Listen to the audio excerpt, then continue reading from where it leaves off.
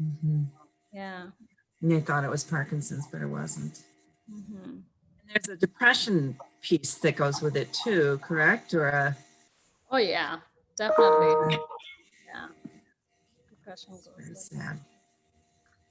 I'm just going to keep welcoming people as they pop in. We're free for alling talking. This is a lot of Alzheimer's awareness and support and an understanding of what it's like for caregivers. I think there's a lot of times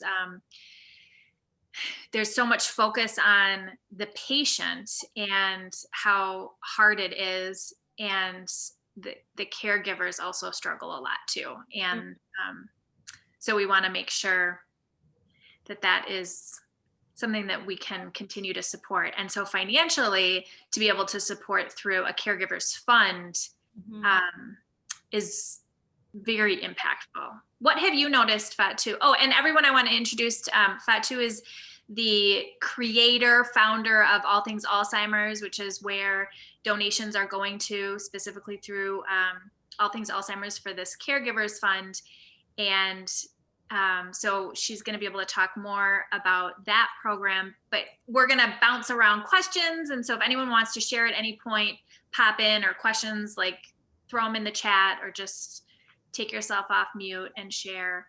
I was going to ask, because I was curious about what you see in terms of the need for caregivers. Like, what are some of the most important things that we could know about how to support caregivers? Well, there are many ways to support caregivers, but I think especially when we are talking about family caregivers, one way to do it to help them get trained. And that is so important in the sense that it's not a planned event for family caregivers. A lot of times it's like it just falls on your lap. You're not planning to dive into this, and then all of a sudden it happens, and you have to step into a caregiver role. That's not your typical day-to-day thing to do. So obviously, training will be a big part of that, because people who get trained understands how to better help the people that they serve. And when you do that, also you are able to also recognize the things that are changing. Sometimes it's funny how caregivers will literally diagnose someone even before they get to the hospital. They will say, "I think they have UTI," because they're acting funny. They're doing this, they're doing that. Only a trained caregiver, an experienced caregiver, can tell you that. And then you get to the hospital and they checked. Sure enough, it is UTI. It's not supposed to be a caregiver's place to suggest that. But when you get certain training, you know that is the case, and a lot of times they're right about that. And what's important about that is that they're able to take action and notify those that needs to know, like the doctors, the family members, so that attention can be given to that issue. So caregivers need that training to be able to as part of their support, to be able to do their job right. But also there is so much to caregiving, like you mentioned the financial support thing. A lot of caregivers struggle with that. As for family caregivers, a lot of them have to step back either from work completely or part-time, cut down from full-time to part-time. Um, that that hurts in many ways in their own lives, because financially it cuts their finances. But also, when you step into a full-time caregiving role, the emotional, you're invested in that emotionally, and it can't deteriorate your own health if you're not careful in the process. So that piece too is there. And when I said if you're not careful, there are people who feel guilty stepping away a little bit they just want to be there and they just want to do it. And that's good, but you have to self-care. And a lot of times caregivers do forget to self-care, especially family caregivers, and that hurts their own health. There is, I cannot tell you how many times I see, especially in spouses that cared for their ill spouse, they end up going first, you know, because they're the caregivers. So it impacts negatively their health. So Is it they need because that. it's like not, like, do you think it's more pressure from society, like you shouldn't take time for yourself, or is it more like the inner battle? Or because I know I've known in some situations where the patient themselves doesn't want to be with anybody else, and so it's hard to even be able to find someone else to cover you, so it's not a 24/7 situation. Like, Yeah, and we've seen that a whole lot when patients are saying, I don't need help, I don't need anybody here. But what end up happening is that because no one person can do this 24/7 without impacting your own Yeah. own health. Yeah. So it's hard for some patients to cope and to adjust to the fact that they need to have quote unquote strangers in, you know, and sometimes it doesn't even have to be strangers. It has to be other family members. It has to be friends that they know before. But it's a hard process, but it's doable and it does happen. You know, the resistance is, I tell everybody, you have to expect that. If they don't resist it, I'm like, that's weird. You know, I expect them to resist. So why aren't they Right. doing that? You know, so that's to be expected, but eventually they do adjust to it and it becomes a friendship eventually. So, yeah. But yeah, there is a lot of need for caregivers. And it's helpful to have even family members. I've noticed, like when we would take my mom for a family vacation, like a reunion, I would send out an email to everybody and be like, here's what works for her, here's what doesn't, don't ask her this question, kind of, which is a kind of education to an extent, but it's not, Right. you know, Yeah, just to make people feel more comfortable. and that's very helpful. The other thing I keep telling people, especially like during the holiday period, is like when you're gonna take them to a gathering, hopefully there will be not much gathering this COVID time, but make sure you're also using the name tags because Yes. Name tag. then they struggle knowing people's names, but if they see it, you know, they can do that. And if they're struggling with names, it will isolate them. They won't want to engage. So to make that accessible to them visually, they can see it and start engaging, calling people. It's Yeah. also another helpful hint.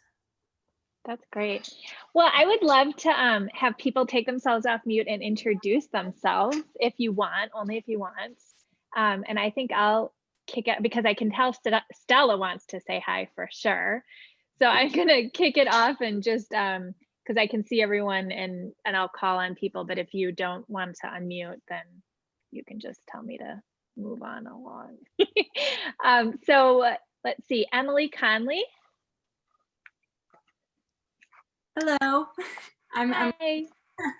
I'm on Lynn Holly's real estate team, in a marketing position and a realtor role. So I'm just kind of here to show support. Thank you. And Catherine? Hi, everyone. Catherine and Stella here. I'm Sarah's sister, and our mom has Alzheimer's. So happy that you guys are all here supporting, raising funds for caretakers. And you look great with all your purple, Sarah. I love it. I know, I decorated just for tonight. We are not wearing Hi, purple. Stella. Hi. Stella. Yeah. Happy Wednesday, all. Thanks for being here. Yeah. And the other Catherine? Everyone, I'm the other Catherine, spelled a little differently, and work with Sarah and Fatu and Lynn in different roles. I'm part of Fatu's board, just like Sarah A is, and right now, I have no family history of Alzheimer's. But so many other things. So it's more a matter of not if, it's a matter of when. And whatever I can do to help fund, grow, foster awareness for Alzheimer's, caregivers, respite, brain health, that's all important, because it is such a pervasive disease, and I'm just learning so much. So thank you, everyone. Thanks for being But here. please give. Yeah, Results and realtor I with Star. yes, yep, we have a lot of realtor community. This has been an amazing event to co-create with our realtor community. And so I do have at the very top the donation link. Mari, do you want to introduce yourself? Sure. I am with the Lynn Holly team as well. And I'm here supporting Lynn and Bill. And I also, my grandmother died with, not of, Lewy bodies disease. And my other grandmother had dementia. So it's a cause near and dear to my heart, as well as Lynn. So that's important to me as well. And I would like people to donate so everyone feels supported. So I'm here to show support that way. Thank you. Yes, I will pop the link in again. And I feel like I'm one of the only ones who has a glass of wine in their hand. Oh no, I've got mine too. Okay, thank God. I'm right I'm there like, with you, I Mari. thought we were supposed to drink. I would if I weren't at the office. I take happy hours seriously, people.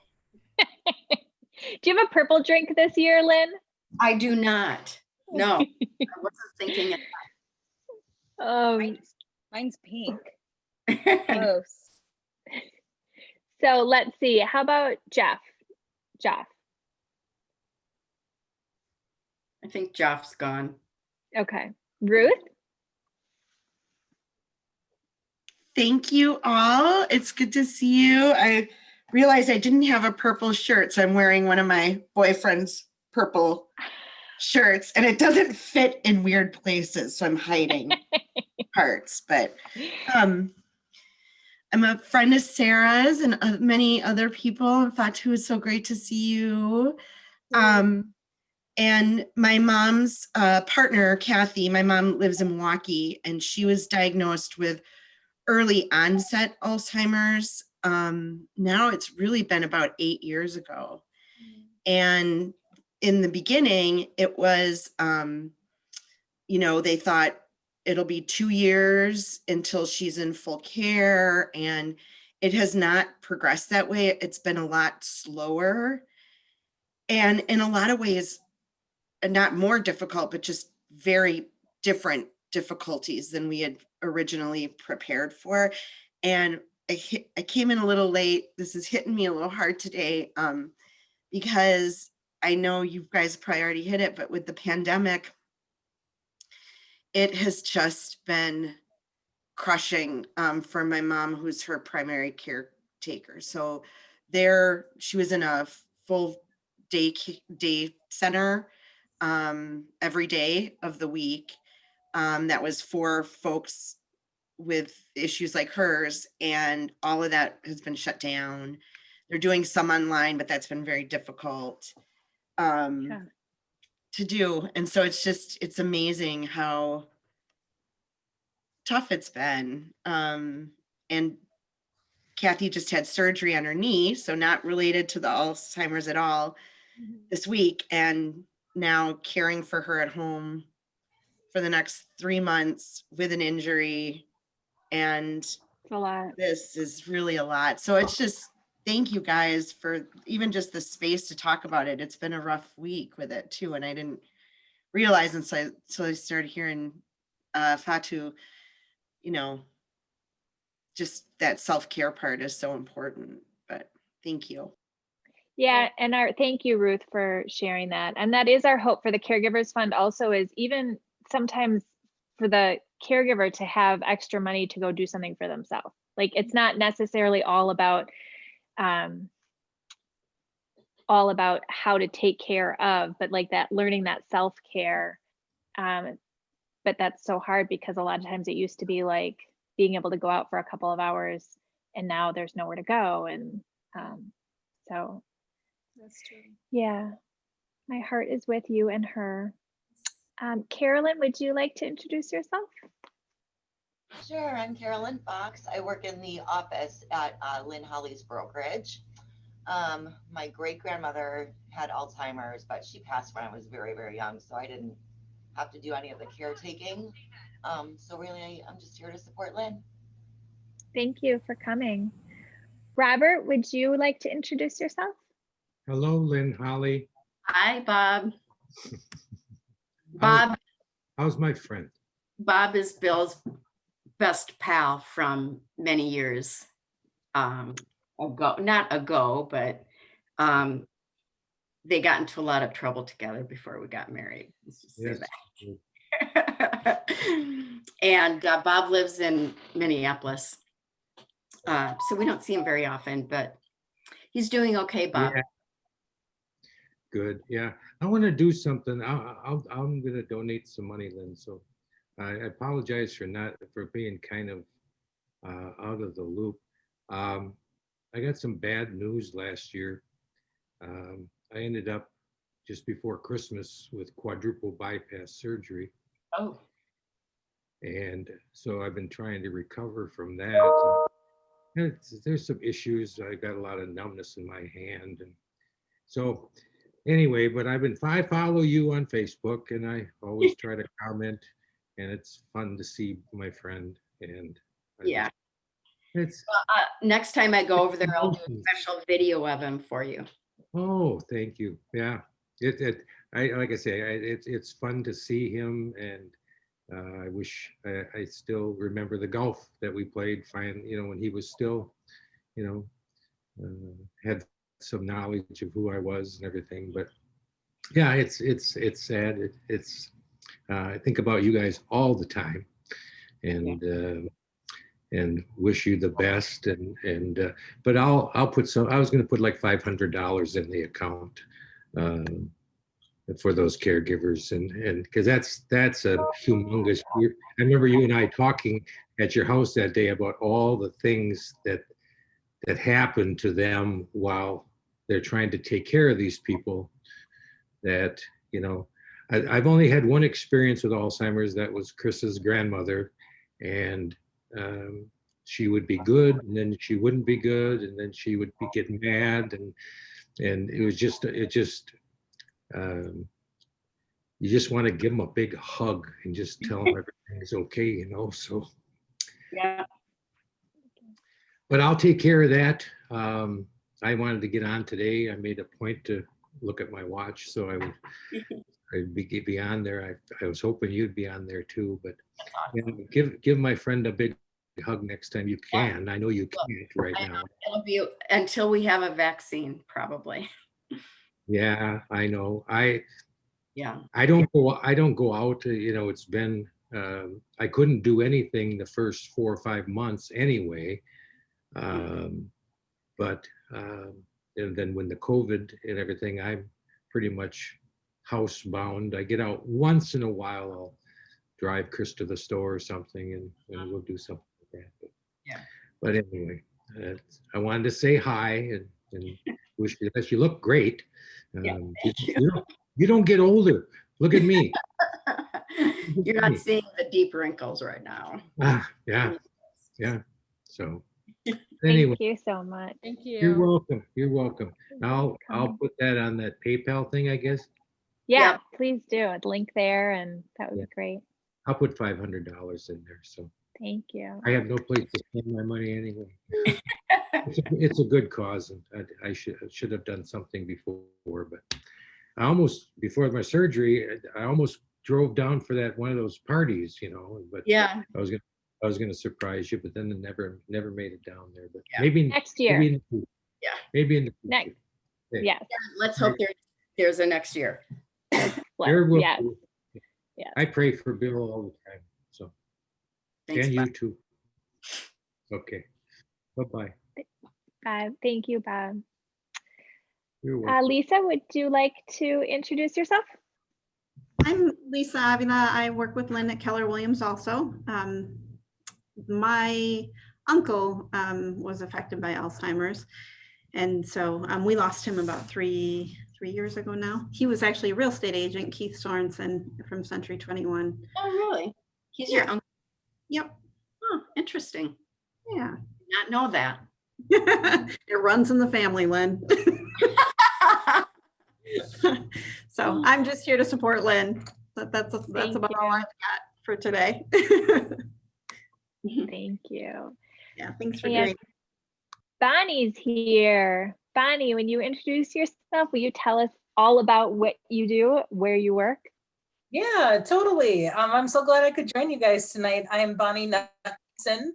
I work at the Wisconsin Alzheimer's Disease Research Center and the Wisconsin Alzheimer's Institute on the UW campus. And at the Research Center, we are one of 32 centers in the US that focus on finding a cure and prevention for Alzheimer's disease.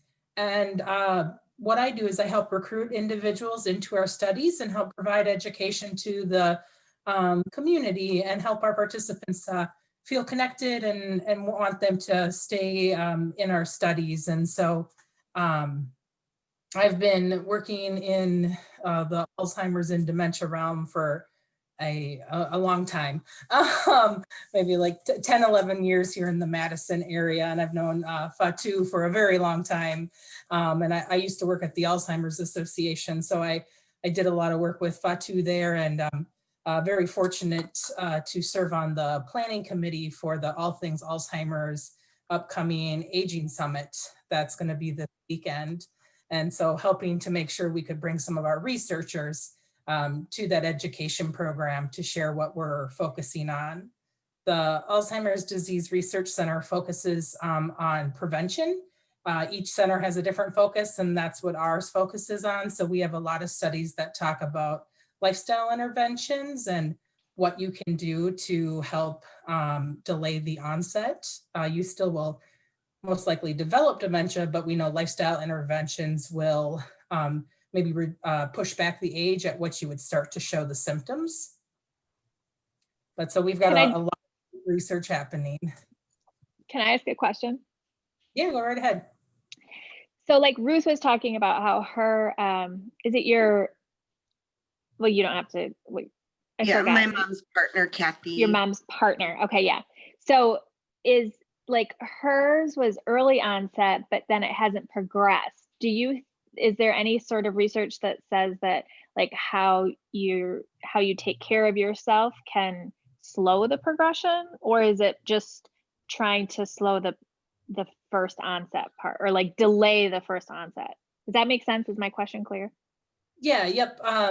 I believe I've got the question. Yeah, that's a good question, and it's a pretty common question that people ask. And what we do know from research and what we know biologically is by the time someone starts to express symptoms, that disease process has already happened. And at this point, we have nothing to stop that biology from happening in the brain, to stop the damage has already been done, and we're not able to reverse it. But what we do know, especially what we've seen with people with younger onset, is sometimes as they age, there's different variables that happen. A lot of times we see people's diagnosis maybe change because there's new scans available or other health issues that come to light that were underlying factors. And so that's one of the hardest things when someone is younger and gets a diagnosis, is There could be a lot of other underlying things that we're just not aware of yet.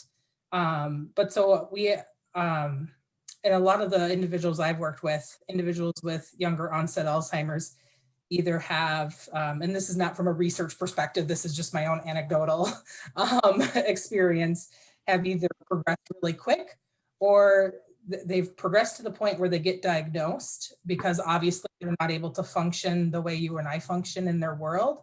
But then something happens and it slows, or maybe we don't know, is it, you know, the way they're taking care of themselves is helping themselves? Is it something else? Was there some form of maybe mental health issue that's now been treated and that is helping? And so it's, that's one of the hardest things, is we don't know much about what happens up here. And it's so hard to really know until we get to the point where someone has passed away and we can really look at the brain. So that's why a lot of the studies at the UW are longitudinal studies, because we want to study a person over time and know about their life, what they've been eating, what their health looks like over, you know, a span of 10, 20 years. So then from there, we can go ahead and maybe one day draw those conclusions. Awesome, thanks. Because I do hear that, I don't know if it's a speculation or if but that when it's early onset, the progression happens quickly. But then you still don't know. And so Ruth, that makes sense that you're like, wait, what? This is taking, and not longer, but like, it's hard to talk about it, but yeah. That's what I've seen. It's like either people are quickly progress, or it's progression and then like a standstill, or little variation here and there, but it's like, that's not what we were preparing for. And I think that's what's so hard for caregivers too, is because like you finally get used to a new set of norms and then it changes. And it's kind of like when you're raising a toddler, you get that, like you understand it because it's supposed to be like that, like, oh, now they're sleeping later. But like when they're progressing the other way, it just makes it's harder on your heart. And then I can just share briefly some of my personal experience. My great grandma had Alzheimer's, and I was one of the first people to notice the signs in her when I was in middle school, but I didn't know what I was looking for. Like I thought I was going to her house for her to give me a snack after school ride and make sure like I was taken care of. But my parents were sending me there to keep track of her because we all noticed something was a little off. And then my father-in-law has frontal temporal dementia, and he's young, he's very young. And then my grandma, who is my best friend, and anybody who knows me knows my granny is like my everything. She's 95 and she has dementia, and it's progressed very quickly the last few months. And, you know, my family is in those situations like you guys have talked about. They live in rural Wisconsin. There's barely any services as it is. And so it's now like all the services are pretty much put on hold. There's one hospice provider, and right now they don't even have enough staff members because so many people, especially in northern Wisconsin, it's, you know, COVID is on the rise. It didn't hit there as early as it did down here in the Dane County area. And so my mom and my uncle are my grandma's two primary caregivers for almost 24/7 care. My uncle's lives right across the driveway from my grandma. He wakes up at 10 and midnight and 2 every day to check on her. He doesn't sleep well anyways. So he says it's okay for him, but his health, we see how, you know, he's looking. She will not let people in the house. She literally chased out the hospice guy. It was almost comical. And I've been going up once a month for a few days, making sure I don't have COVID first before I go. And then if I go up, and I'm fortunate that I can work from home and I have enough work I can do there. But what happened in my house is my wife got COVID from work, and I was supposed to go up to take my turn to give my mom and uncle a break. And because of my wife being COVID and I was exposed to her for so long, I was just supposed to assume to have it as well, that I've been stuck here at home, not being able to drive the 5 hours to take my turn to help care for my granny who's calling out for me and thinks I'm sitting in her living room waiting for her, you know, like, and so it's, all I can say is I'm really glad that I don't professionally work in care and support for people with Alzheimer's right now, because I don't know if I could help other people while trying to help my family. So wanted to share that too. Yeah, thank you, Bonnie, for sharing that. You do a lot in our community and are very, very loved. So if any way we can support you, Yeah, we're here for you. Bonnie is incredible. And like she said, we've worked together for a very long time. We make trips together to DC to work on Alzheimer's legislations, and we do it here too. But she does amazing work in this arena. And I'm really sorry for your family situation right now, Bonnie. And I hope everything goes well with your spouse, and hopefully you can get to your grandma at some point. Yeah, we're hopeful. My wife is out of isolation as of tomorrow. And I got a COVID test today. Hopefully I will know by tomorrow my results. But there was a question from Jan. What does the research say about what the lifestyle choices are that might lead to Alzheimer's? And so essentially what we know from research is anything that is good for the heart is good for the brain. Because if your heart isn't working the way you need it to, the way it needs to work, your brain's not going to get enough oxygen. So any of those things that you hear from the Heart Association about, you know, don't drink excessively. I know we're on a happy hour, so it's okay to dabble here and there, right? Not excessive drinking. Didn't want to like dampen the mood. And you know, eating those foods that are, you know, full of triglycerides. Anything that people in Wisconsin like to eat is probably not things that should be the mainstay of the diet. You know, like it's a combination of the Mediterranean and DASH diet. It's called the MIND diet that they encourage for brain health. And getting exercise, staying socially engaged. Those are all things you want to do. It's easier to talk about what to do versus what not to do. So whatever you would do to maintain your heart essentially is going to be great for your brain. And sleep is so important too. It's directly connected to our brain health. Yeah, I mean, it comes down to how you care for yourself, what do you eat, determines your health. And one other thing that's very much currently being called like the diabetes is more like Alzheimer's too. You know, diabetes is very strongly connected to Alzheimer's, and a lot of especially diabetes type 2 has to deal with what we put in our body, you know, so that's something also to keep in mind. Yeah, but the Mediterranean diet and the DASH diet, those are highly recommended stuff.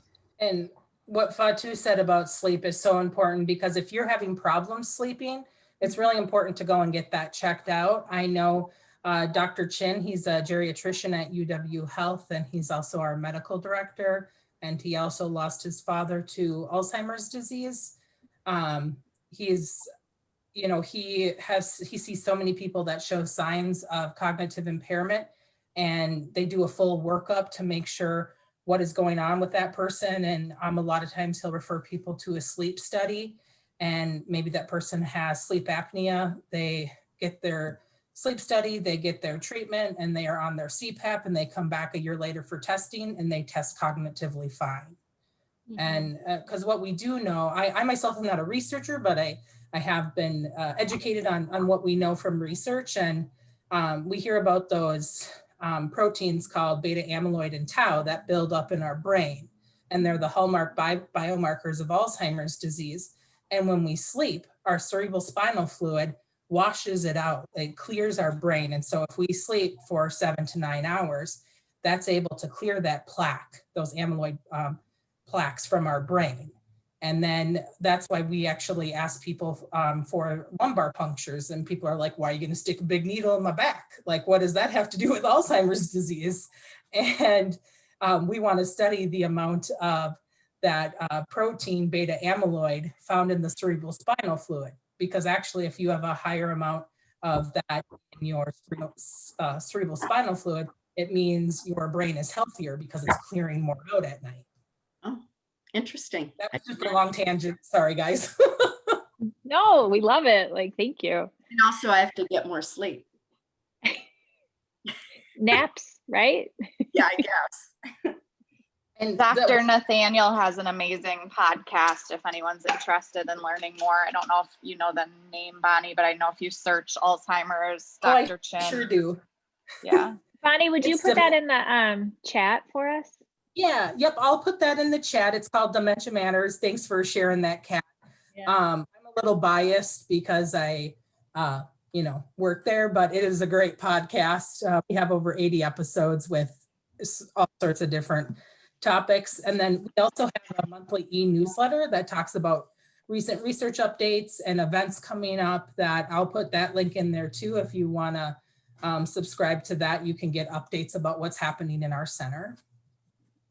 That'd be great, because I do think that resources are so crucial. I mean, it's not like there's a class on, I mean, there are lots of classes, but like when you're first beginning, you're like, I don't know where to go and how to do it. And so just to be able to have access to all the different information. Bonnie, do you know last I asked UW, I think the research group, I don't know what you call it, but you had to be like mid 40s in age. Do you know if that's still accurate? Yes, so right now, the majority of our studies recruit people 45 and older. Every once in a while, we do have studies that might be appropriate for people 18 to 45, but a lot of times we like to study people in that mid-adulthood stage of life. We do have some caregiver studies that we're just starting, so we will be looking for people in that age range, but we have a study essentially called the Recruitment Registry, and anybody who's interested in research can contact us and fill out an interest form, and then myself or my counterpart Susie screen the individual. And if you're not eligible for a current study, we see if you want to join the registry, and then if something would come up that's available, whether it's a caregiver study or something else, we first go to that registry. It's a database to see who might be eligible, who already has said, hey, I want to help you in some way. But for the majority of our studies, it is 45 and older. I did just have a lady email me last week, and she said, I'm finally 45, Bonnie. And I was like, I got you. Sounds good. It seems though weird to me that they wouldn't want younger people if there is family, if there's a strong family and genetic link, and if it does happen before you even notice it. Yeah, that's a great point. I know essentially with what we know about how the body and brain changes, that most of the research cohorts throughout the United States use 45 to 65-year-olds as considered impact. And then from there, we look at if you have a family history or if you don't have a family history and recruit based off of that. A lot of it has to do with how the body has already developed and other health issues that might come up when you're younger. A lot of that being mental health diagnosis that might develop when you're younger. So Debbie, did you have a question? Yeah, Debbie. Yeah, I had a question about if you enter some type of research project. So for example, I have a really strong family history, great grandma, grandmother, mom's sister, all have Alzheimer's or had Alzheimer's. And I thought, it would be interesting, so I'm always worried that that's going to be me down the road. So I try and do all those things you were talking about and meditate daily and eat right and exercise and all that. But I thought it would be interesting to be in a study, but what's always held me up and nobody's been able to ever answer when I asked is, so let's say if I test positive for the ApoE4 gene, or if I had amyloid on a brain MRI, does that get put into your permanent medical chart then? Because then you have a pre-existing condition, correct? That is a great question. And so what happens whenever we do any of the testing at our center is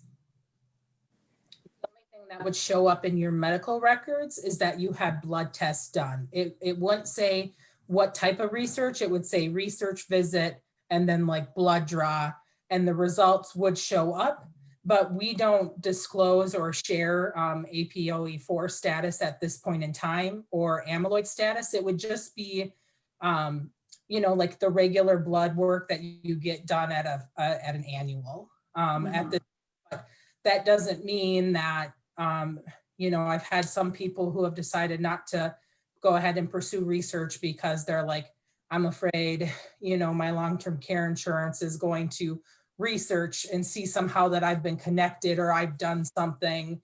And so we do our best to protect all of the information, and only research visit blood work would show up, but we still can't guarantee that they won't take other means to figure that out.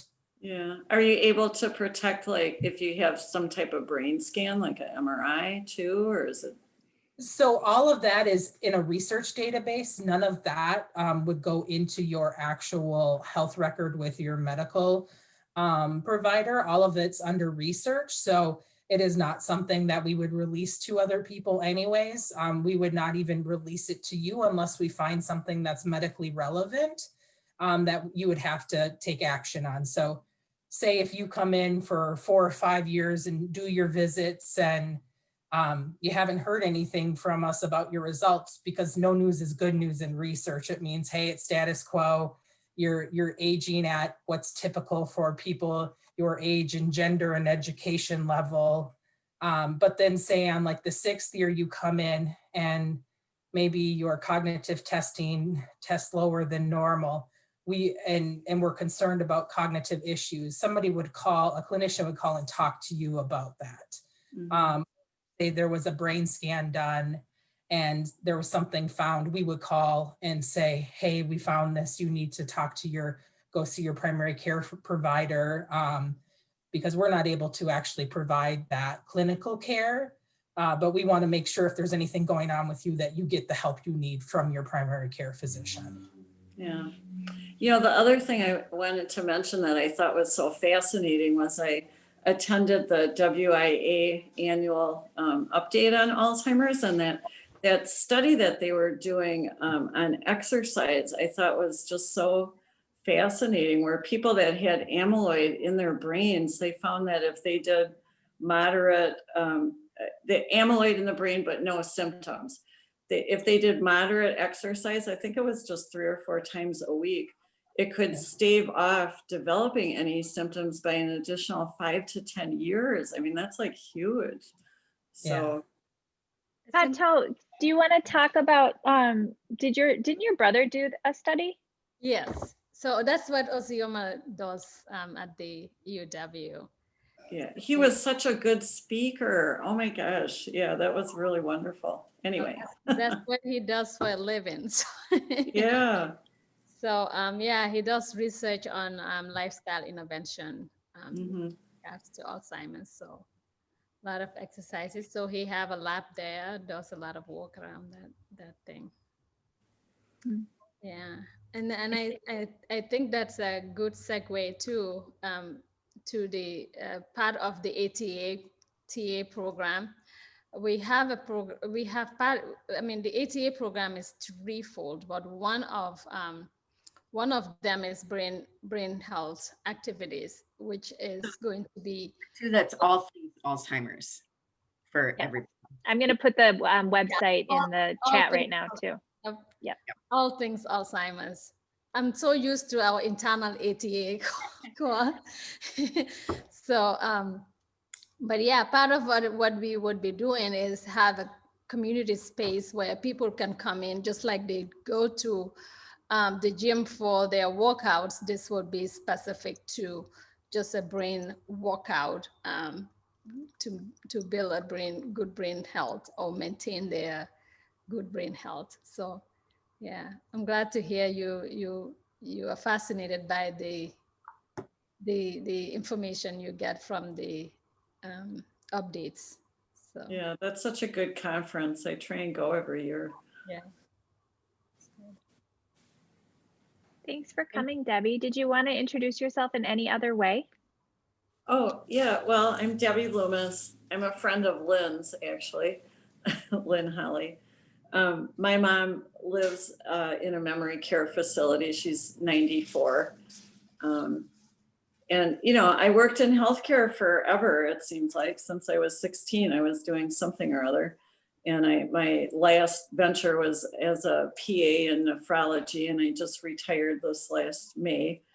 So yay, I love being retired, but I'm still trying to stay, you know, engaged a lot. So I do lots of webinars and things like that. But I thought I was so prepared for everything with my mom. You know, I figured this day would come where she would need to be placed in a memory care unit or facility, I should say. And, you know, we kept her kind of going out in the community for 10 years after she was diagnosed, with outside help and private caregiver and me and just variety of things. But then she, you know, it was clear she needed to move somewhere. So she did. And I thought I was so ready, but I still wasn't really prepared for how gut wrenching that was, even though I knew it was the right thing to do. And, you know, I can't say that I felt guilty because I know I couldn't provide her with the kind of care that she can get there, but it's still just, you know, nobody signs up for this journey, that's for sure. But I'm happy where she's at. I mean, they take good care of her. That's the reason I was late to this, was I was FaceTiming her. She thinks that's the coolest thing ever for a 94-year-old lady to do. So we had a nice little chat, and they try and, you know, help us do that a couple times a week. But I haven't been in the same room with her since March 12th. So That's hard. yeah, It's really hard. Yeah. Thanks for coming. yeah. Does anyone else want to introduce themselves? I would like to open it up if anyone wants to. People who popped on who haven't, feel free. Hi, everyone. I'm James. I am obviously a friend of Emily's. It's my girlfriend. But I know Lynn Holly and her team, and thanks to Lynn and her social media posts, have been able to see a little bit of insight into the world around Alzheimer's. And my family does have a history of Alzheimer's. It's just something that we've never really talked about because nobody has it currently. But we do have a history. So Thanks for being here.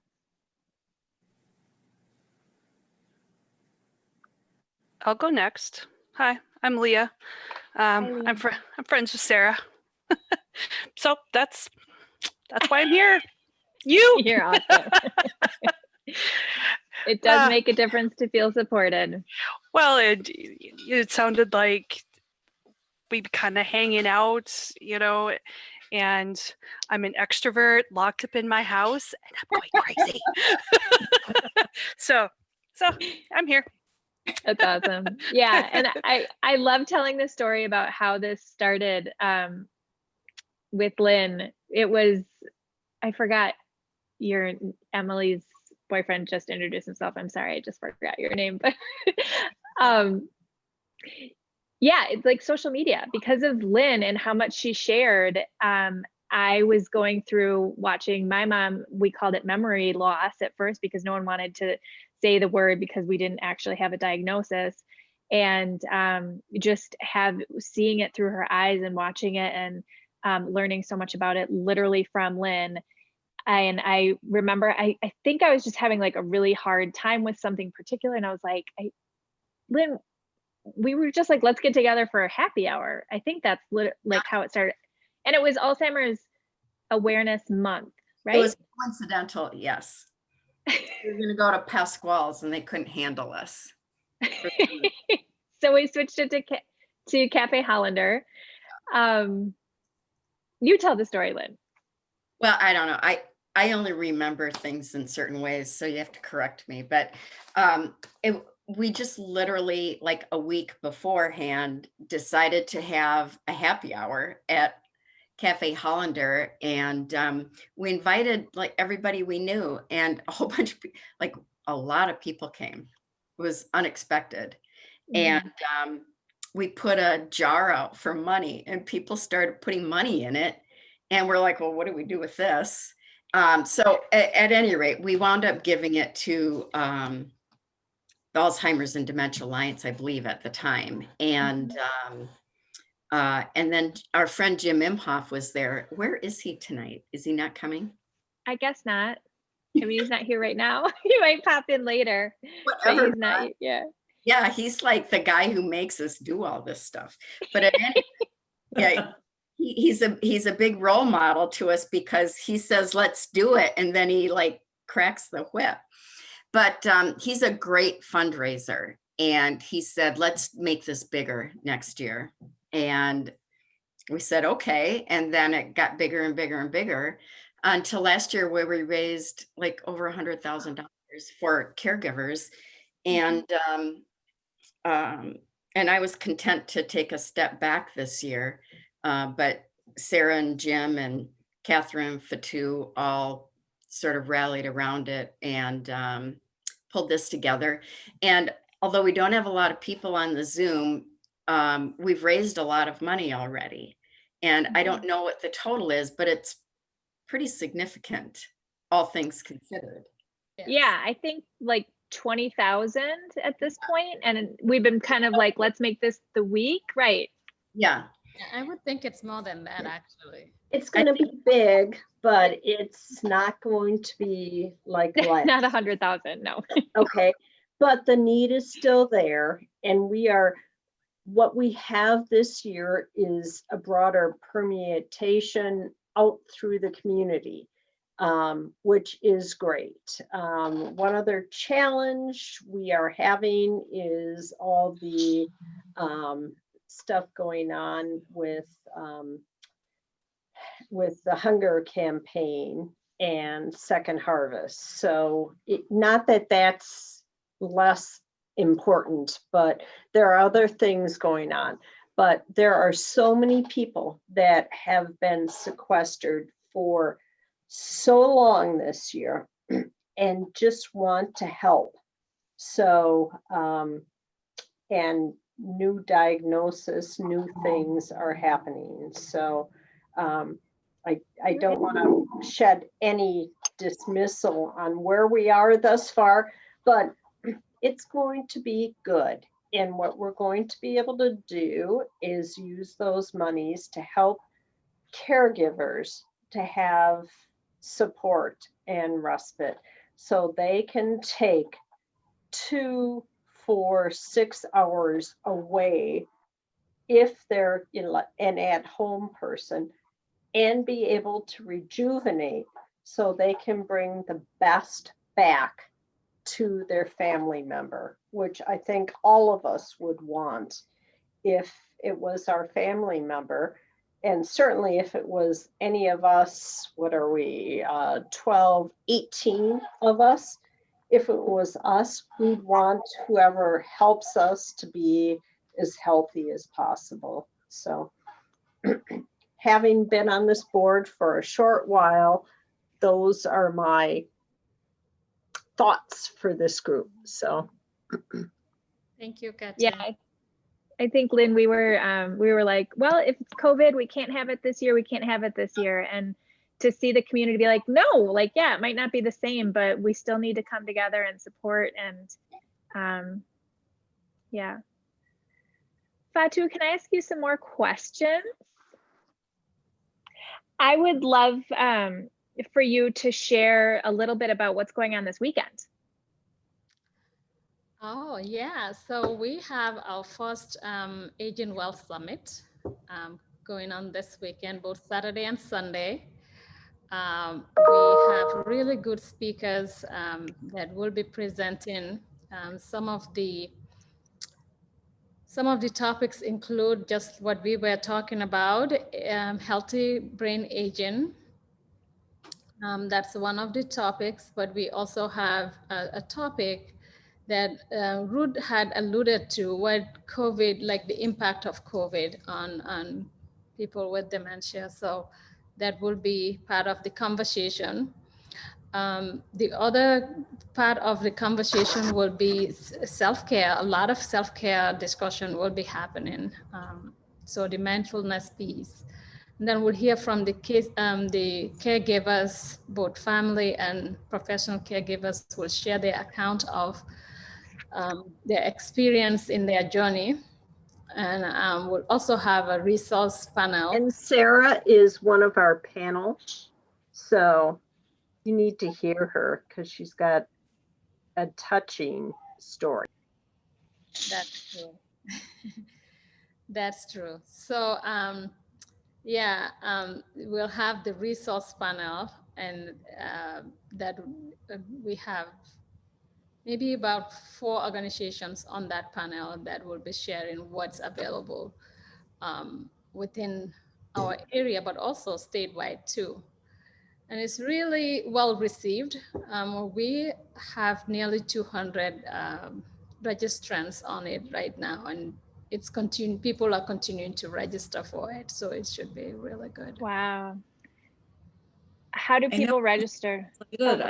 I signed up for that. Now I'm happy that I came to this because I got to meet a couple of you that are going to be presenting. So that's awesome. Thank you. Thank you, Debbie. I look forward to seeing you there too. Is the registration on the All Things Alzheimer's website, or is it on Facebook? Yes, it is on there, but let me actually try to pull it and maybe put it on the chat too. Okay. Let's see.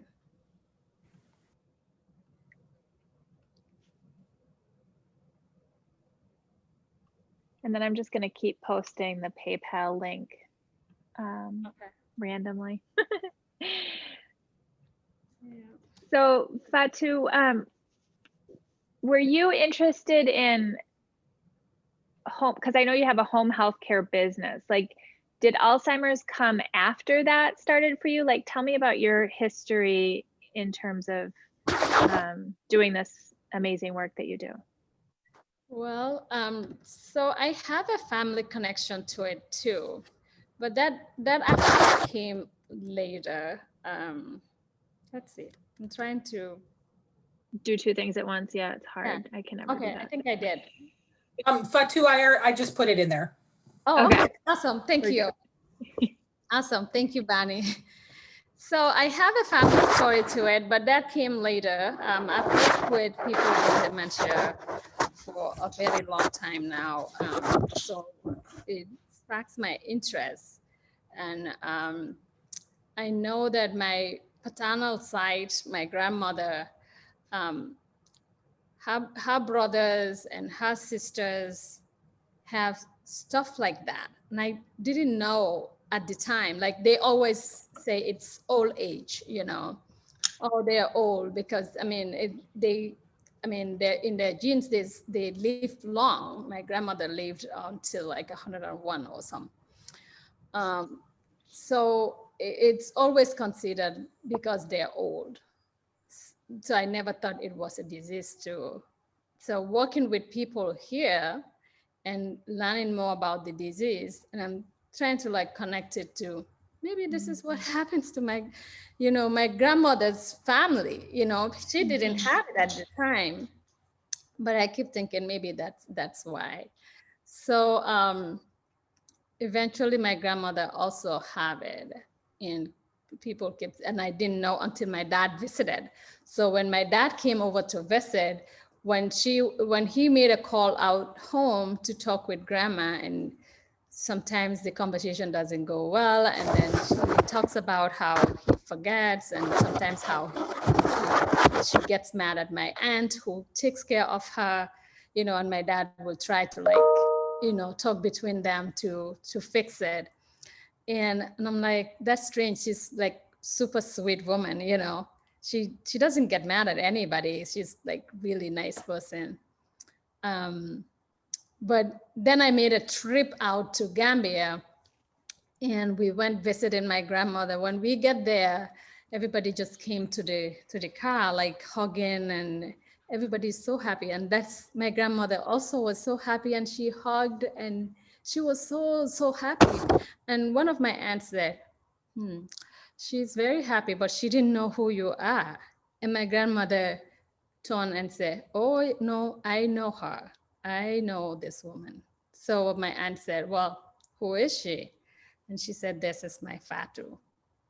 So she remembered me, but it was because of her long-term memory. She hasn't seen me in 4 years, so she's just seen me. So it makes a connection to, and it makes sense for her to see me or to recognize me.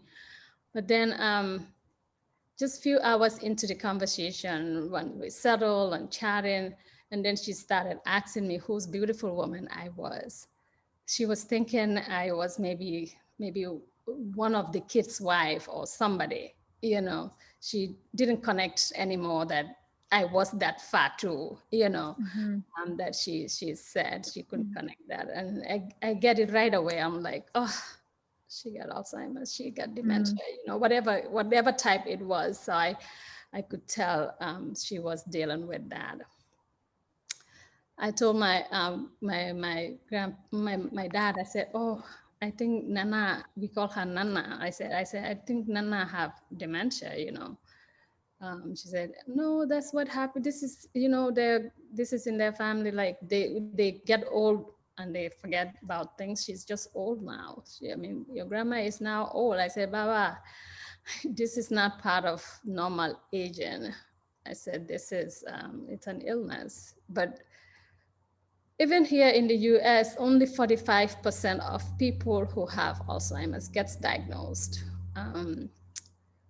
In other countries, like developing countries, I would say like way fewer people get diagnosed, because people like my grandmother never got diagnosed. Her family part who have it never got diagnosed. And to this day, that's very true.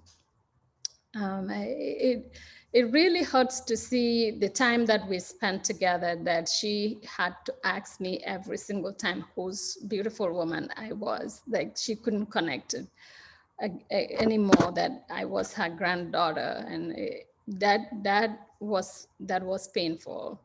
But I will always rejoice the fact that when she first saw me and she said, this is my Fatu, I will always remember that. And I jokingly tell people that even when, God forbid, I end up having dementia, that's the memory I want to keep. Like my grandmother said, she remembers me that way. This is my Fatu. So, and then for me, I can't escape from it, because you would say, you know, I've seen my grandmother and then I came back here and I haven't seen her, even though we communicate sometimes. She passed on a few years ago now. But for me, I can't escape from this because I deal with it professionally all the time. I work with families whose parents are dealing with this. I work with parents who are actually dealing with this.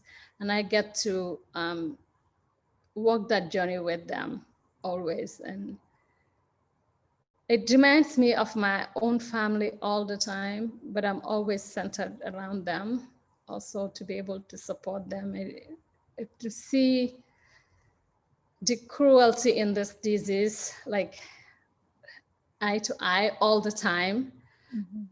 There's nothing for me that, nothing else to do but take action on addressing it right head on. So aside from our care and support that we provide, I came from a very political family, and policy have always been very important to me. And I know that in any aspect of life, you have to find ways to address the policies of issues that are important. And that's how I get involved with the Alzheimer's Association to help with the policy aspect of Alzheimer's. So I've been doing that 7 years, 7 going 8 years, working with our policy folks within state and also within federal government. So it's an issue that I have seen so much that doing something is the only way forward for me. And I think that's where ATA also comes in, because the more I know, the more I'm thinking about solutions. What else can we do? What else can we do to help? And the three pieces of ATA are all meant to address those things that people with Alzheimer's are impacted with. Like I mentioned before, caregiver education is one of those, but also brain health activities is something that we need to actively and intentionally like incorporate into our lifestyle, because this disease now is growing. And I keep asking, I keep saying, why is it getting more and more prevalent? Is it our lifestyle? Is it that doctors are getting better at diagnosing this? What is it? But I know that especially when you see the early onset people who have early onset, it just breaks my heart having to talk with people who have teenagers who are being diagnosed now, and they have teenagers in high school to care for. Now those teenagers are turning into caregivers right away because their dad or their mom is impacted by this monster disease at a very early on. And that's, to me, the action there is to have a community base. We know we have the UW here, which is huge. They're doing amazing work, but not everybody in the community is going there to do something. But have something in the community where people can go in and work on their brain health would be really impactful. So Fatu, you said there were three things that All Things Alzheimer's focuses on. The brain health, and caregivers education. Yep, and adult day services. Adult day services. What is that? What do you envision for that? Because I know it's not possible right now with COVID. So my hope is that hopefully soon providers will be able to have the rapid testing, which typically it's within 10 minutes you find out that you have COVID. So we will know who can come in, who can't come in. When we get to that point, then we will be able to start the adult day services. And that the adult day services is really, really an important piece of the caregiving journey, but also dealing with the Alzheimer's journey. The fact that the people in there would be able to get out of their homes and have a routine day-to-day thing that they would be doing, come to the center, spend however many hours, I would say 5 to 8 hours with a group of people, and then do some recreational activities. I think it gives the caregivers at home the respite that we've been talking about. It gives them that break. And we also know that when they're able to do that, they do the recreational activities, they're not missing their medications because somebody is taking care of that piece as well. It's important all around for their emotional health too, because again, they're getting that social interaction with people. It will help a lot of people stay home longer. And that's something I'm very passionate about. I want people to be able to stay in their homes longer, and the adult day services will enable them to do that as well. So those are the things that the ATA will be tackling in its initial phase. And as far as we know, let's say there are brain gyms, and there are also adult day services, and also there are caregiver education happening. But a combination of three of this within one organization, this is probably going to be the first in the nation. I've been doing a lot of research on that. We have not seen like a combination of these three programs in one space. Because COVID has impacted our ability to go through this three-prong approach, but the need is still there, and people still need care. Family members still need care, and we're hoping that we migrate into this next chapter as we head into 2021. so that there are more options for families. And ultimately, those that want their family member to stay in their home and still get support, that's part, that's a big part of our goal. So we realize it does not work for everyone, but right now we're looking to the future. Yeah, I think it's going to happen. It's just a matter of time. I mean, we're putting all of these pieces into place. I'd love you to talk a little bit more, Fatu, also about access and what's available and what's not available, and what you're able to see in terms of filling a missing gap. When you say access, you mean like for caregivers or? Like from my perspective, and one of the things that I love about All Things Alzheimer's is the focus on communities that can't afford some of the care that's out there, and how much of an impact that has, especially on communities of color too. Yeah, no, that's you're right about that, because care in itself, it's very expensive, and I think that's part of the reason a lot of people who also desire to stay at home and able to stay at home longer.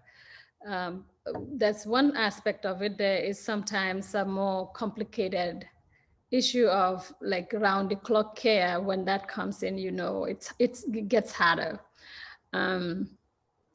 But what ATA would be able to do as far as access, daycare isn't as expensive, but also one of the things that we would also focus on is seeking grants from bigger entities. And I'm not even ruling out NIH in this aspect. That way we have funds that will also support the center so people can have subsidies. So like it will be scaled according to people's earnings, so that if they can afford it, they cannot afford it, but they can still come in.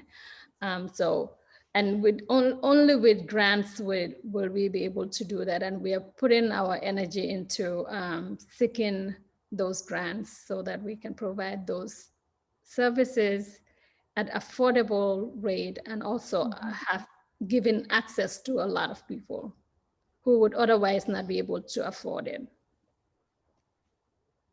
And the same is true for the caregiving piece too. People we will be having subsidies that people will be able to have their caregiver education without actually having the funds to do it, if we have enough grants for it. So, which is it. Thank you. There's a couple. I have a question. So everyone I know in my family who's like over a certain age has some sort of dementia or something.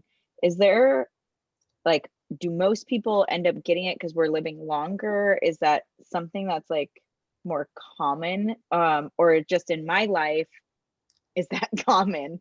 I don't know. Well, age is the biggest factor of it.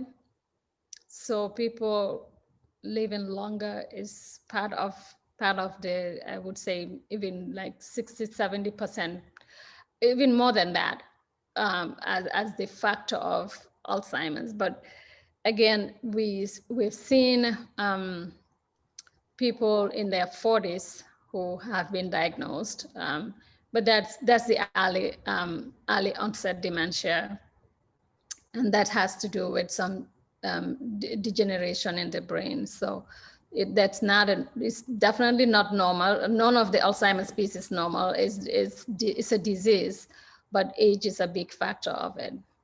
And so like both my grandparents had it. So now I'm like, well, my parents are now in their late 60s. So is it something we're just expecting, that once they get to a certain age, you just expect that?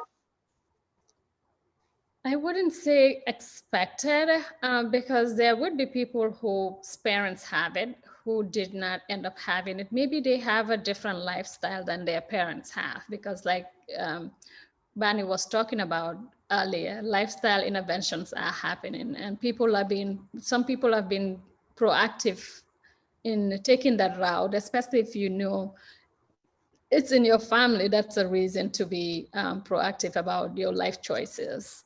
And I think those interventions early on helps with what the future holds for you, because this is a disease that by the time the symptoms start showing, it's almost like 20, 30 years later when the disease have already settled in the brain. So it can be in your brain for like 30 years, then you start seeing symptoms. So that makes it really difficult, actually, because you don't know, you've been doing like the last 20, 30 years being normal, but something is already being in your brain. So that makes it hard, but at least doing something to help yourself would be a good thing. It's a good reminder for my dad. He's very sedentary, and it's his mom who had Lewy bodies. So maybe motivating him to live a more active, he eats about 2 baguettes a day too. So that can't be good.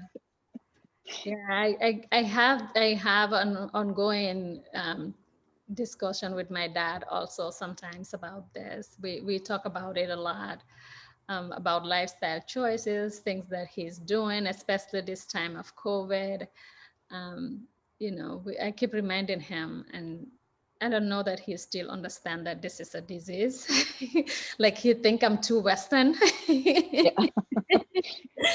Yeah, so my dad is totally different. He does like power workouts and makes me like green soups, and he's super healthy. He's here right now. That's why I'm that's my dad, Bruce. Yeah, Mari, we got to work out. We got to keep working out. Yeah. Exercise really does make a difference. Well, my dad, it does not. So, and he also has Lyme's disease. So the two things are going to catch up to him at some point. So, yeah. Well, when you were talking to Fatu about diabetes, I guess there's a lot of like the sugar thing. There seems to be a connection, which is fascinating to me, because I haven't read too much about diabetes and Alzheimer's even being connected. Oh, it's very much connected to a point that they said Alzheimer's is more like diabetes type 3. Yeah. Wow. It's really connected, but again, it's more of what we eat. Diabetes type 2 is reversible, even though some people may not believe that, but it's purely lifestyle. It's purely lifestyle, and when you change your lifestyle, eat healthier and be active, it does reverse. So. Okay. I will eat better. So can you talk about the cost of taking care of people with Alzheimer's? It's really, really expensive. So the cost of taking care of someone with Alzheimer's on individuals, it is, I would say, depending on which agency you work with, you would probably end up paying between $18,000 a month to almost $30,000 a month can be the cost of 24-hour care. Now, Alzheimer's is also on, and this is like, so I'm going to get into the policy part of it. It's the most expensive disease in America. That's plain and simple. 1 in every $5 of Medicaid dollars or Medicare dollars goes into Alzheimer's. So it's a disease that right now government needs to invest in it, and they need to not only invest in care and support. The wise thing is to invest more on research, and I've heard from researchers in like the directors are saying like it's not the lack of talent, it's the lack of resource. That's why they didn't get to where the research needs to get to find cure, treatment, treatment and cure for Alzheimer's ultimately. And I know that US have a plan for 2025 to find a treatment and cure. And as I attend these meetings and listen to these folks give their updates, and I'm like, that's 5 years to come, and you guys are not there yet. You know, things keep failing. You know, so that piece is discouraging, but also there is still hope because there is still research groups that are coming up with things. They are continuing to work, and some private entities are still investing in Alzheimer's, even though a lot of them have failed in the process, but they're still investing in it. But like I said, it is known for being the most expensive disease in America. Yeah, I heard it was like economic crisis for the United, like Alzheimer's is. Yeah, by 2050, if this thing is not being solved, there will be, it would surpass what is spent on defense. So it would be, yeah. Can I speak? Please. Yeah. Okay. So I like to talk, the cost question is really good. And my take on this, and also the statement you made, Fatu, about staying at home as long as you can. Mm-hmm. I think that I had an uncle whose father lived in a small town, Dodgeville, Mm-hmm. and he got dementia.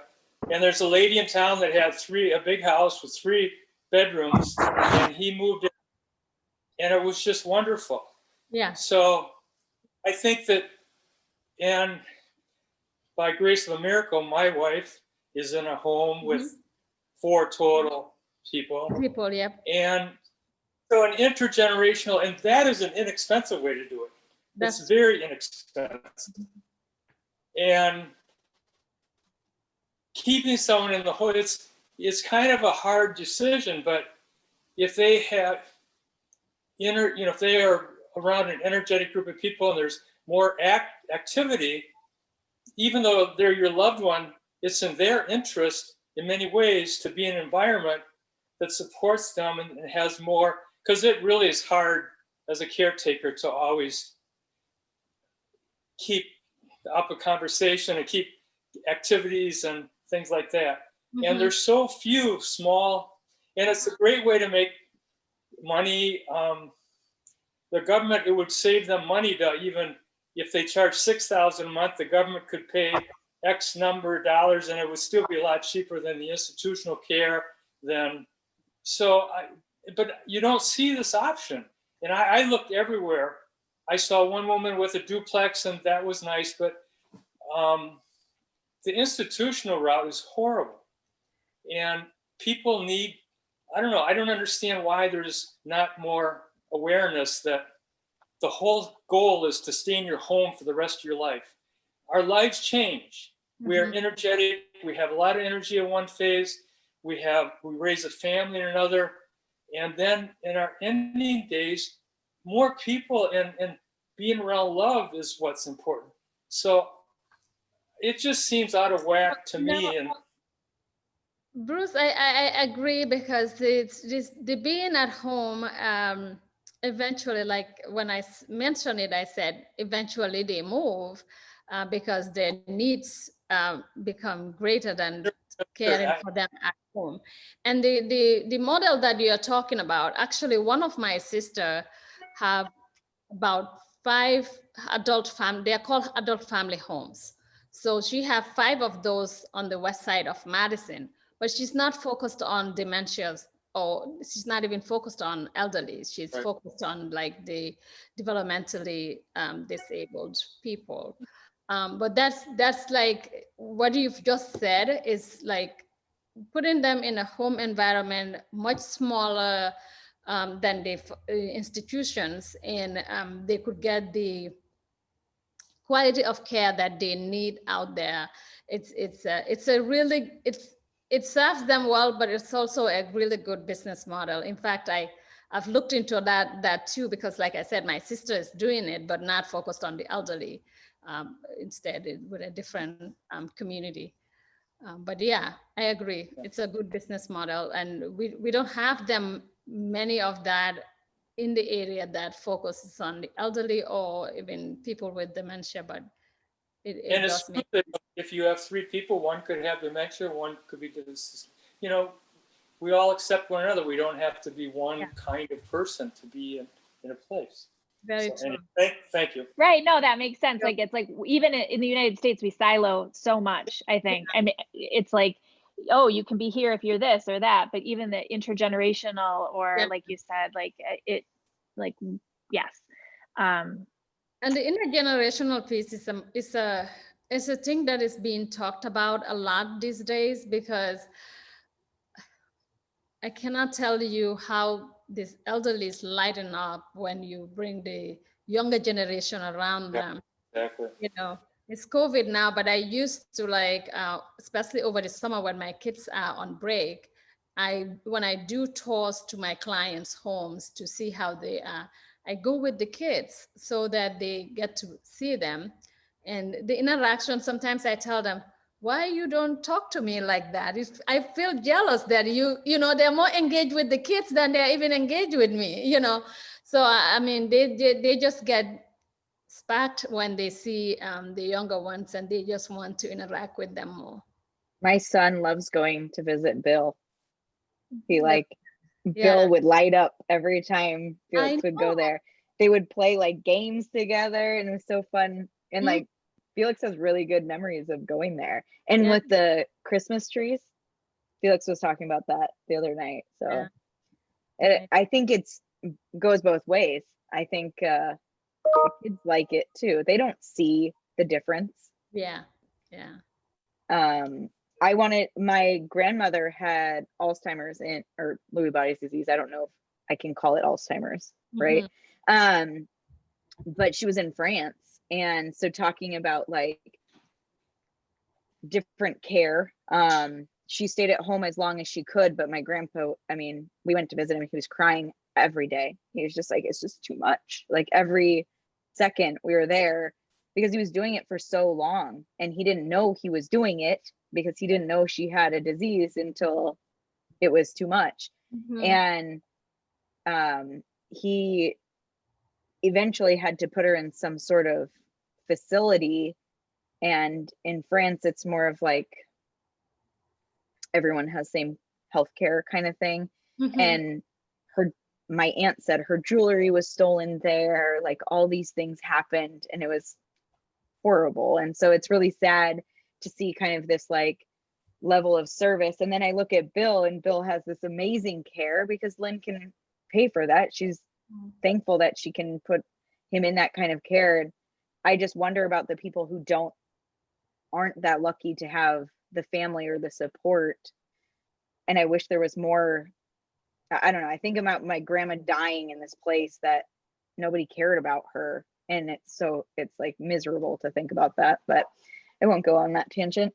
But I'm just thinking about like the level, like if we talk about the statistics and how many people get it, like why isn't there more support? Like it's so expensive. Yeah, unfortunately, like I said, only 45% of people get the actual diagnosis. That tells us that 55% didn't. And I think even in the Western world, like my dad would say, I think so Western, but even in the Western world, I think there is that notion, there's a couple of things that people still think, oh, they're old. It's old disease, you know, it's a thing for old people. But also the fact that there is no treatment and there's no cure, that also, even there are doctors who do not want to like bother the families to tell them what they think about it, because they're like, now what? but there is more education being done in that area so that the diagnosis can be given and people can get guidance as to now this is next step for you. Instead of just say, oh, yeah, your diagnosis came, you have dementia, we'll see you next year, you know, so they can connect you to resources and things to expect and do planning, long-term planning. So you're not at a point where you can't plan, you can't make your own decisions and not knowing what to do, like people have to do it for you. But if you find out in earlier on, you can plan out your life, how you would want things. I think that's, for now, that's the way to go. It's almost like retirement planning, like just everything. I think you have to plan for getting some disease. Yeah. Yes, that is going to cause you to be having to be taken care of some way. You have to. And then like, who can afford like a normal American person who's just trying to retire? It's not enough. You need enough to be supported too. Most people retire at poverty level. Right. And you're living off Social Security and you're never going to make enough to put yourself in a good place. In this country right now. And then for people with dementia, compound that with the fact that people don't understand it and they feel like people with dementia don't have value, instead of adjusting their attitude to accommodate. I love you how you are right now. It doesn't matter if you have dementia. And our country has to reverse its thinking about dementia. You're not expendable because you have it. You still may have many years to live. Let's just love you better in a different way. Absolutely. And our country doesn't view people with dementia that way, in my opinion. I mean, I think like Brookdale sends families to talk to me when they're thinking about taking their people there. And I'm on Zooms with people and I can see how the wives treat their husbands in the background on Zoom because they don't know how to deal with dementia. And they're killing themselves in the process and they're injuring the person with dementia mentally further.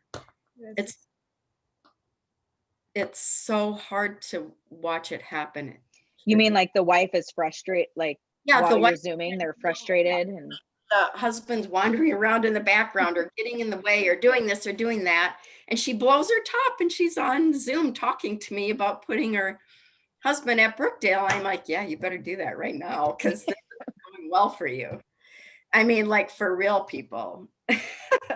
And it's not funny, but you know, yeah, you're so right. Wait, what did Bruce say? It was cutting off. I said it takes if you're thinking ahead, okay, forget it. We can hear you. It just takes a tremendous commitment to learn everything and prepare yourself, and you can't just ad lib it. You have to read books and find things that make sense to you and be present in the process because it's a human condition. We're all going to have something. Yeah, you can't unless you miraculously just die in your sleep in perfect health, you're going to have something and it'll probably be dementia. I think the sad thing though is that our young selves don't tell ourselves that. You know, we feel great and then we act like that's forever, that's how we're going to be, but it's not like that.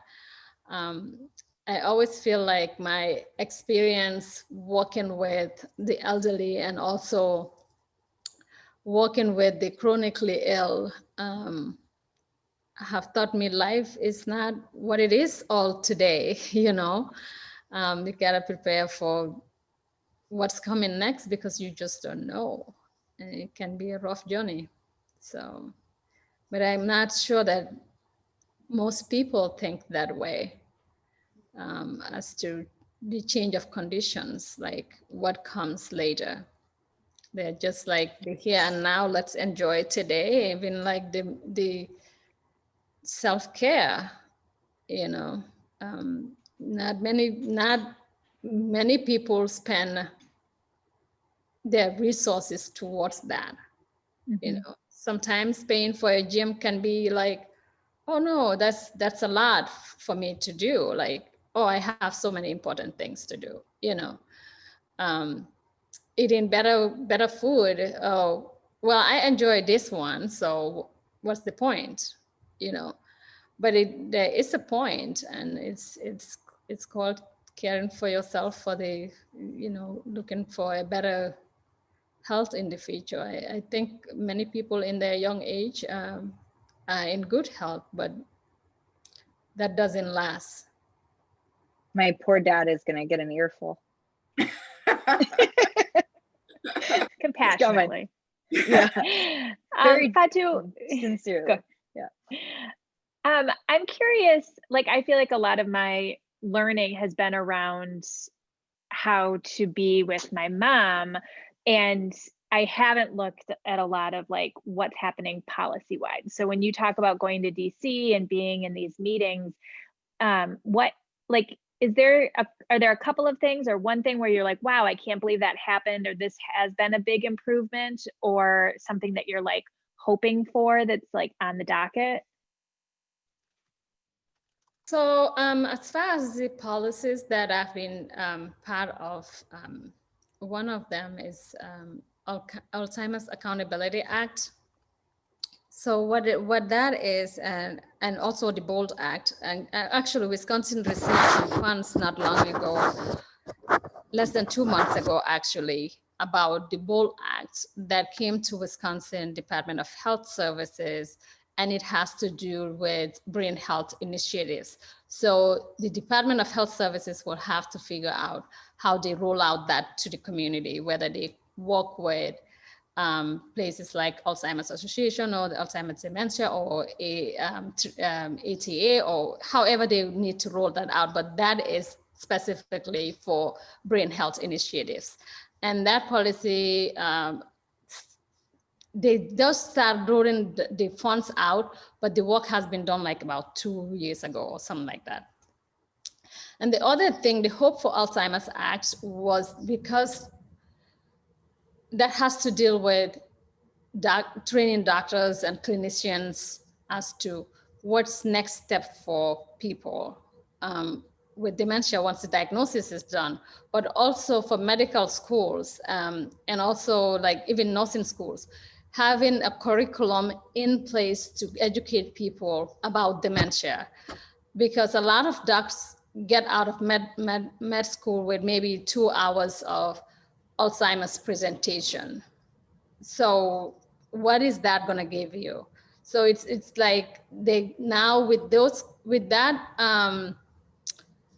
that legislation, it will be part of the curriculum for the doctors, the social workers, the nurses, to be able to go in depth to learn about Alzheimer's, but also the clinicians who are on the job and the doctors, to train them as to how to do care plan, like what you do care plan for them, but also roll that care plan out to the family and say, this is what you need to do. This is the next step. That's the next step. Connect them to resources too. So what they were able to do was that Medicaid will be able to fund the time, because they think that doctors are not spending much time with people that are visiting, especially those with Alzheimer's, because of payment, because of reimbursement.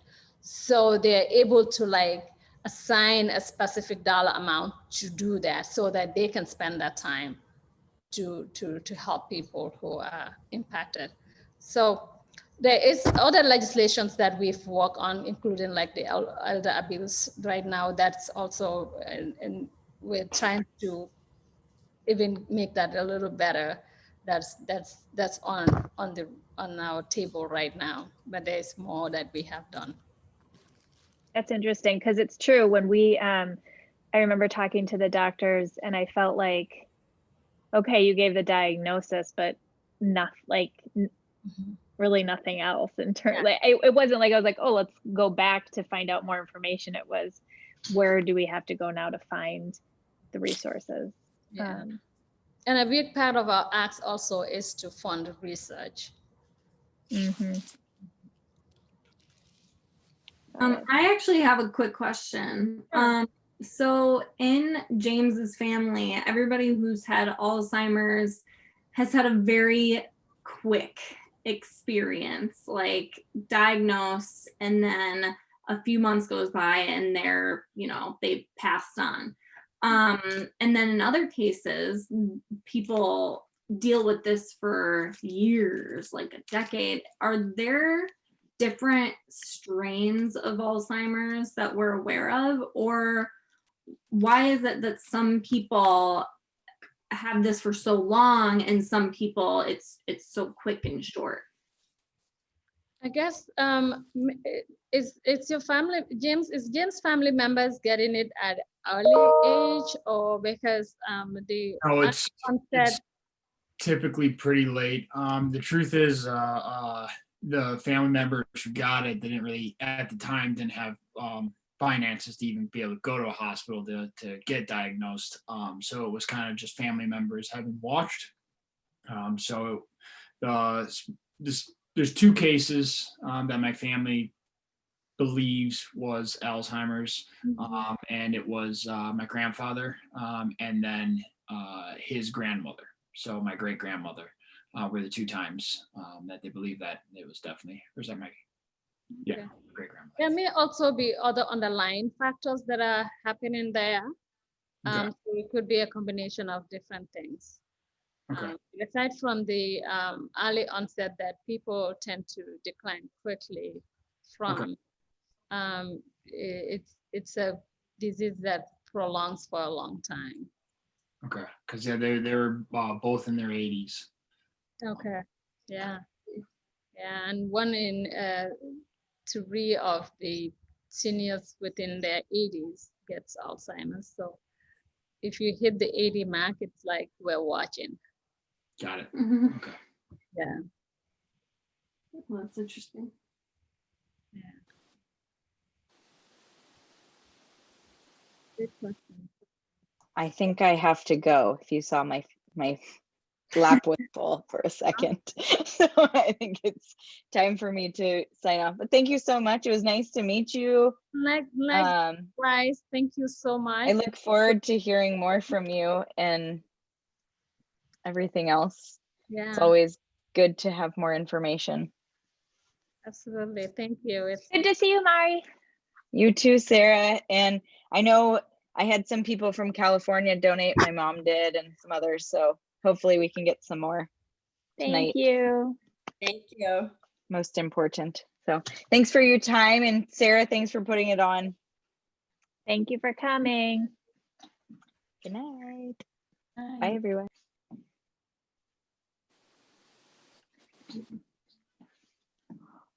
Does anyone have anything else they want to share? I've asked a ton of questions already. I haven't said anything yet, but you know, the questions that Emily, or that, well, actually I should say Tilly asked and that Mari were asking were kind of in line with my family experiences too, where it typically happens, you know, later on in life, you know, like in the 80s, and then, you know, only really experience it for, you know, a year or two. So I already got some of those questions answered, but it's been really helpful to hear of, you know, just the different ways this can go, the different paths it can go. It's been really insightful. So I really appreciate everybody sharing. Thanks for coming. Yeah. Absolutely. And nice to finally meet you, Sarah. We haven't been introduced yet, so. Nice yeah, it's nice to meet you. Thanks for joining. Yeah.